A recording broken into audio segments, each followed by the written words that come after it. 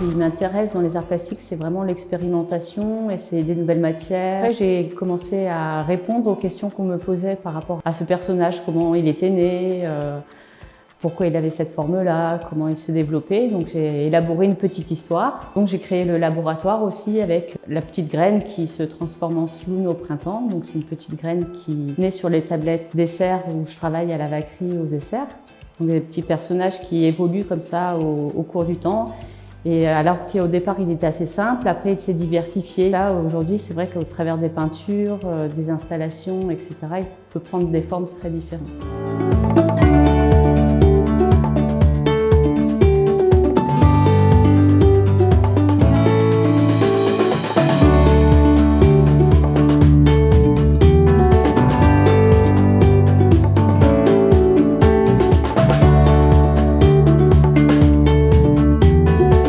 La légèreté du personnage qui est assez flagrante en fait. Son monde est assez léger, onirique, diffus parfois et c'est vrai que le paysage évolue en toute liberté. Il n'a pas de prise, il ne fait pas d'empreinte sur son paysage.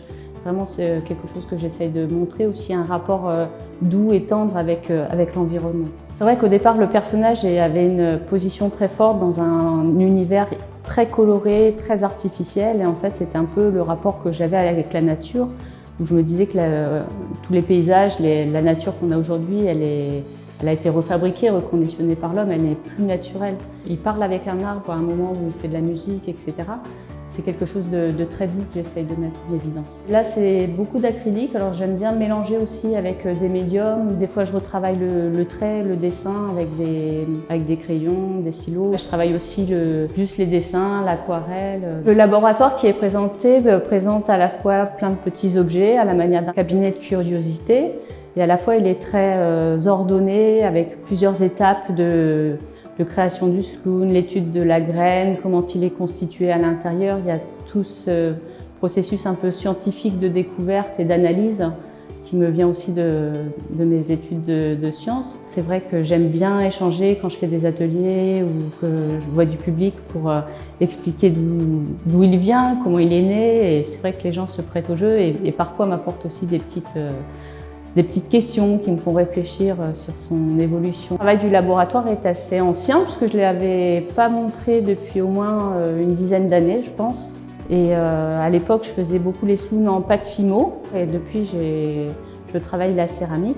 Donc on peut voir à la bibliothèque. Et donc là, elles sont posées sur des branches et du coup, le sloon réintègre un peu notre monde à nous. Il est moins artificiel et il vient prendre corps comme ça sur les éléments naturels, encore dans ce besoin de mélanger les matériaux, d'essayer des nouvelles pratiques et de diversifier aussi le personnage puisque là il prend des formes félines et il fond un petit peu sur les branches comme ça pour s'approprier la nature. Dans un autre travail, il y a le petit personnage qui évolue dans des paysages de plantes grasses, donc dans les serres là sur les tablettes. Donc je le prends en photo dans des environnements faits de plantes grasses et des éléments naturels. Les gens souvent peuvent penser qu'il existe réellement et me posent aussi des questions très pertinentes sur comment il fait pour bouger, comment je l'ai découvert, etc.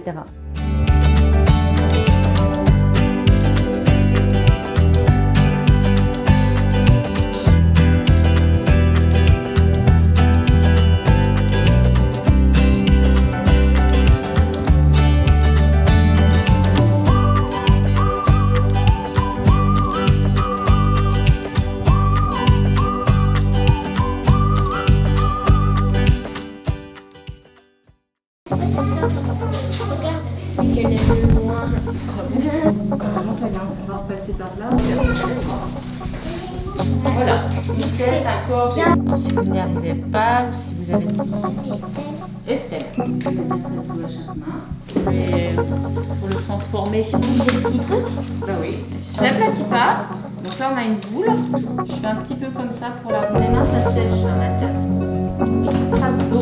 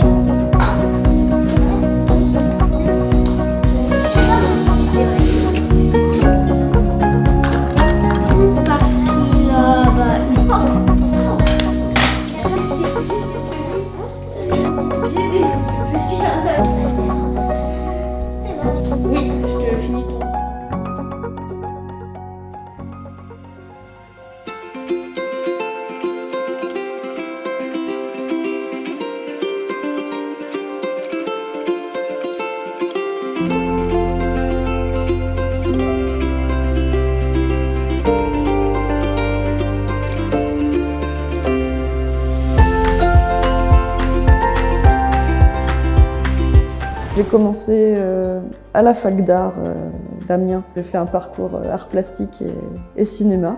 La plupart de mon temps, je fais des marionnettes pour le théâtre et le cinéma ou des décors. Et à côté, depuis quelques années, je faisais pas mal de couture. J'ai commencé, on va dire, à faire des peluches pour les amis au début, puis des blagues à tabac, des sacs et des choses comme ça. J'aime bien mélanger les différentes matières. J'utilise beaucoup de tissus en fourrure, à poil, des choses très colorées. Et du coup, ça plaît à la fois aux enfants et aussi aux adultes. Très vite, le truc que je me suis mise à faire assez souvent, c'est des monstres, des créatures inventées. J'ai commencé beaucoup à en faire après, pas que pour les amis, mais on va dire dans une démarche un peu plus professionnelle, en les vendant à la fabriqueterie, donc le marché des créateurs de la briqueterie, que je fais en tissu, j'appelle ça les pacouseries. À Nymphéa, j'expose un petit bestiaire de créatures, des monstres avec plein d'œils, des tentacules, des cornes, des couleurs assez flashy, colorées, des poids, des rayures. Souvent on me dit un peu quand on voit mes monstres, on dirait un peu du Monstre et compagnie, donc c'est vrai que je m'inspire peut-être même un peu involontairement des créatures qu'on peut trouver au cinéma. Donc il y a par exemple une des grosses créatures qui est exposée à la médiathèque là, de Camon. Grosse bestiole d'1,50 m qui est venue, on va dire, au monde parce que j'avais en tête un mélange de plusieurs créatures du cinéma. Donc à la base, j'étais partie sur allez, je m'inspire du gros dragon qu'il y a dans l'Histoire sans fin, en le mélangeant un peu avec des créatures du cinéma de Miyazaki, mélangé aussi un peu avec l'univers de Tim Burton, un peu comme le gros serpent qu'il y a dans Beetlejuice. Il y a un animal que je fais assez souvent, c'est des pieuvres. Je fais beaucoup de pieuvres et j'essaye un peu de faire des variations autour de ça. J'ai une version Deadpool, donc toujours référence un peu à la pop culture. Donc c'est un Deadpoulp. On m'a demandé aussi du coup de faire un poulpe mais qui ressemblerait au docteur Zoidberg dans Futurama. Les peluches qui ont des longs membres, donc un peu comme des tentacules, c'est quelque chose qui rassure vachement les nouveau-nés. Actuellement, je suis en train de travailler sur un gros projet aussi de marionnettes pour une comédie musicale. Donc c'est avec Act English, qui est une compagnie de comédie musicale amiénoise, mais qui fait tout en anglais. Et donc là, on travaille sur la petite boutique des horreurs. Donc je suis en train de faire de 3 tailles différentes, une grosse plante carnivore. Donc pareil, donc ça ressemble un peu aussi à une peluche, mais dans lequel on peut mettre la main et s'en fait une petite meupette. En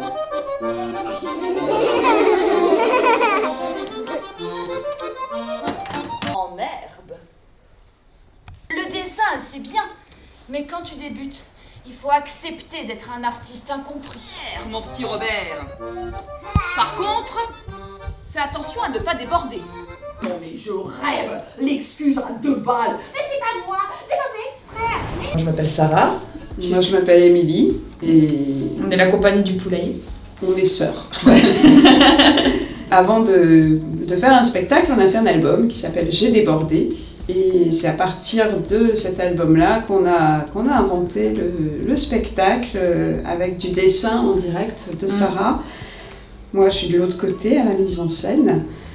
Et voilà, l'idée c'était de rencontrer des enfants, qu'un enfant rencontre d'autres enfants avec cette problématique du coloriage, du débordement, et puis voir comment on peut dédramatiser en fait ce moment-là.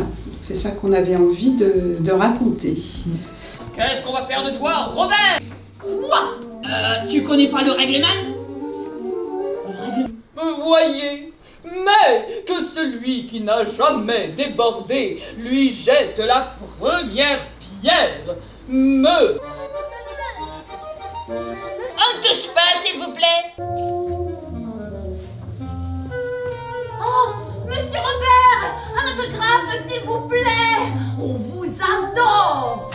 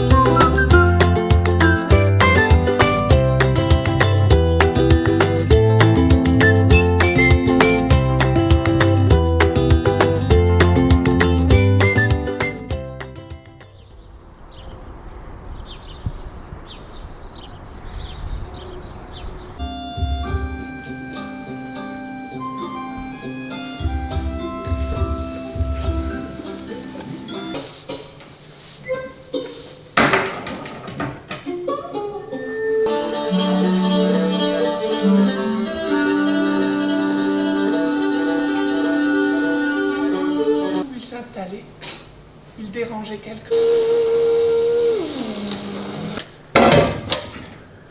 À moi. Hein?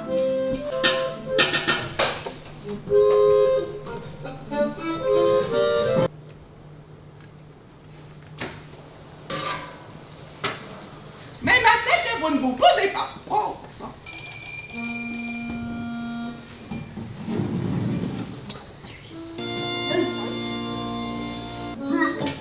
Pour qui il est le commercial?